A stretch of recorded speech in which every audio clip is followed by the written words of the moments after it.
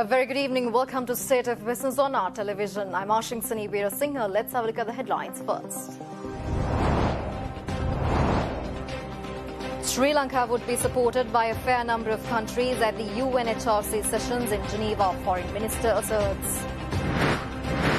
The flexibility of children's ideas and emotions should be used to iron out the differences of adults' world, Education Minister suggests. News in detail.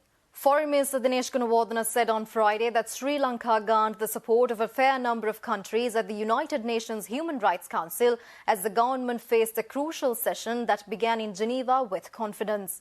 The Foreign Minister gave this assurance participating in a political discussion conducted by senior journalist Malinda Seneviratne on Sri Lanka's position on Geneva allegations.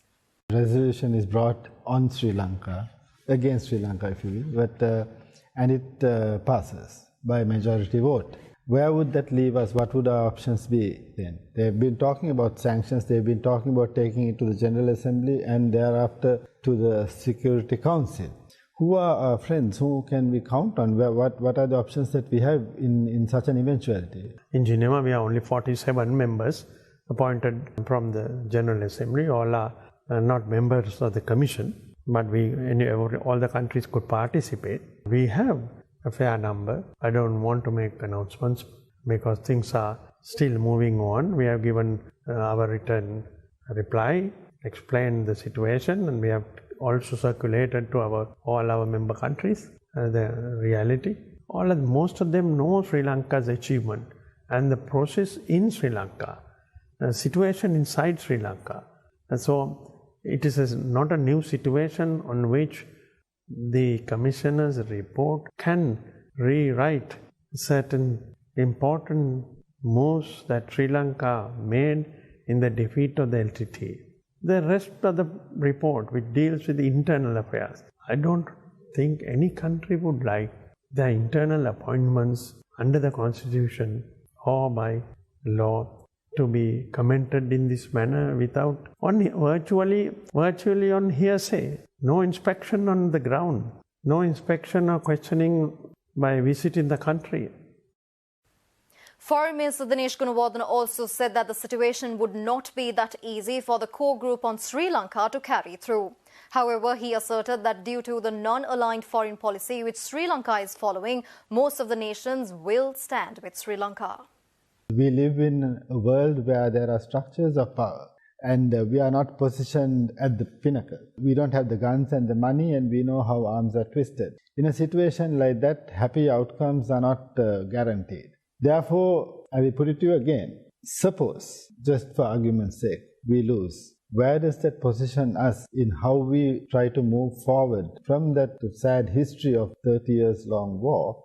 Sri Lanka, as I mentioned before, has a very clear neutral, non-aligned policy. We have kept our maritime lanes open to all the countries who are competing in these areas. That is one issue, the underlying issue which influences some of these countries who want to have some kind of influence in Sri Lanka's future policies. That we understand. It's not only Sri Lanka. It is the entire Asian region where Sri Lanka is a part of the Asian region. Then we have Sri Lanka also has been a pioneer and a strong country that led the non-aligned movement. And still, as I mentioned, we are committed with our friends. So we have friends. There could be differences, but we have friends. Thirdly, we are in the global south fighting for president in the present situation, for the issues of COVID-19, for debt relief, which is a situation that has to be addressed for post-COVID development. Plus, Sri Lanka is also the oldest parliamentary democracy, I would say, in Asia.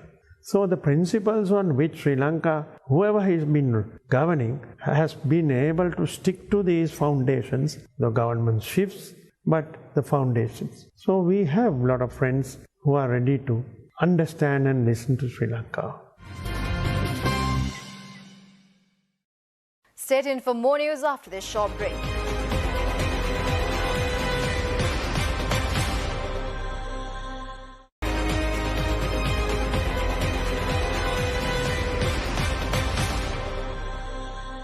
Welcome back after the break. Two popular international banks last week confirmed their underweight position on Sri Lanka and its sovereign bonds, flagging off concerns over debt sustainability and external position amidst domestic and global challenges. While the Barclays Bank cast doubt on Sri Lanka's external position and increasing investor concerns about the ability to repay foreign currency bonds, Standard Chartered Bank questions about Sri Lanka's reluctance to engage with IMF. Barclays Bank says that recent developments are again casting doubt on Sri Lanka's external position and increasing investor concerns about the country's ability to repay foreign currency bonds.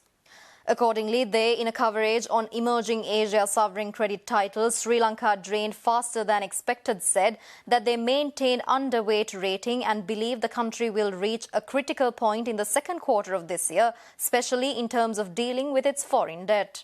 Meanwhile, Standard Chartered Bank, in a global research credit alert titled Sri Lanka Coming Down to the Wire, opened that Sri Lanka's reluctance to engage with International Monetary Fund has increased investor concerns about debt sustainability. The document also suggests that delay in confirmation of the US dollars 1.5 billion People's Bank of China swap line could raise investor concerns.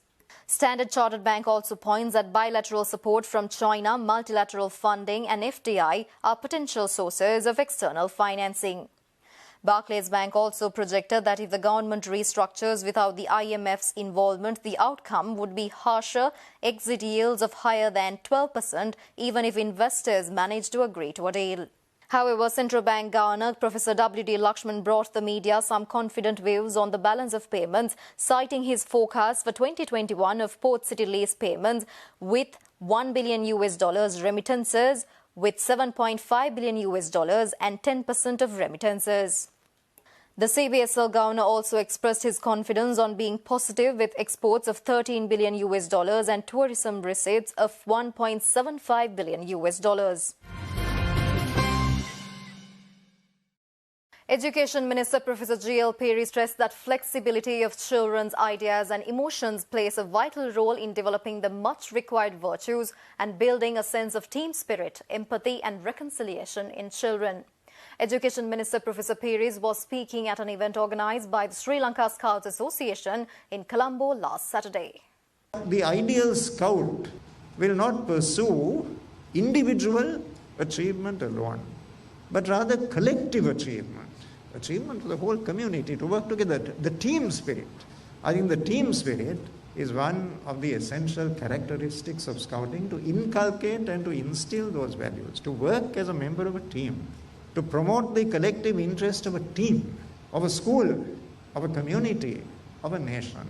And to that extent, to try to submerge the individual personality in something larger than itself. That also is very important in the philosophy of scouting.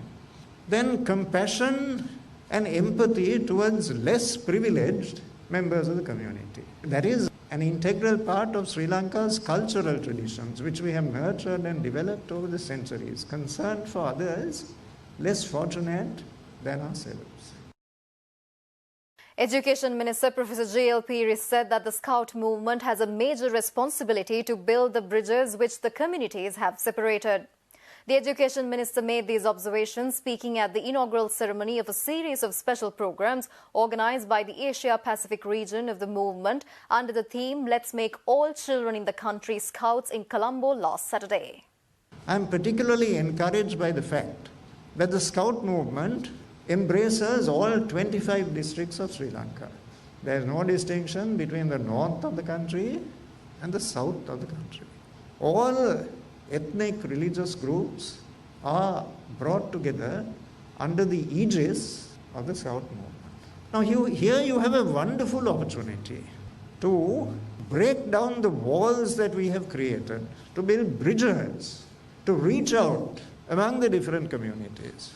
The best time to do it, as I said, is when children are young and minds are still in the process of being formed.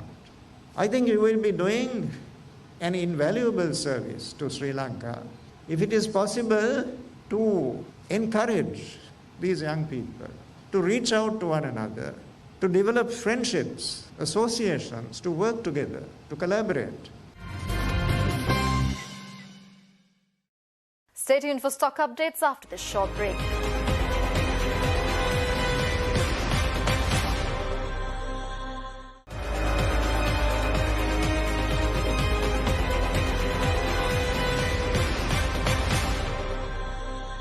Welcome back after the break. Trading at Colombo Stock Exchange ended on a negative note today. The all-share price index dropped 200.43 points to close at 7,597.51, and the S&P SL 20 dropped 68.33 points to close at 3,029.79. The turnover was almost 3 billion rupees and over 130 million shares were traded. Up next are forex rates.